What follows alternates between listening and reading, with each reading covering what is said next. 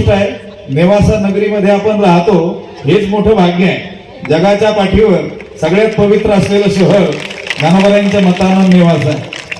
केवळ जगाच्या म्हणजे ह्या पृथ्वीच्या नाही, त्रैलोक्यामध्ये स्वर्ग, मृत्यू आणि पाताळ या तीनही लोकात एकमेव पवित्र असलेलं स्थान म्हणजे नेवासा आहे। त्रिभुवनैक पवित्र अनादि पंचक्रोश क्षेत्र जेथ जगाचे जीवनसूत्र श्री महालयास। मी एक प्रश्न करतो आपल्याला जर भजन करायचं असेल, कथा करायची असेल तर कुठं करतो आपण? मंदिराच्या प्रांगणात, गोशाळा, यज्ञशाळा, पाठशाळा, पवित्र स्थानी। अशी उभ्या बाजारात कथा करतो का आपण? बस स्टँडवर करतो का भजन? नाही।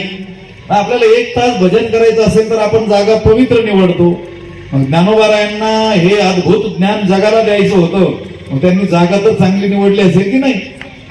ज्ञानेश्वरी रचनेकरिता जर ज्ञानोबाराय इथं 2.5 वर्ष सुमारे राहिले असतील तर एकटे ज्ञानोबाराय नाही, सद्गुरू निवृत्तीनाथ महाराज, सोपान काका, मुक्ताई, बरोबर रेडा बोलावला होता पैठणला, वेद तो मालक म्हटला आता रेडा वेद बोलला, याच्याकडून काय काम करून घेणं शक्य नाही, तो रेडा सुद्धा इथं आला।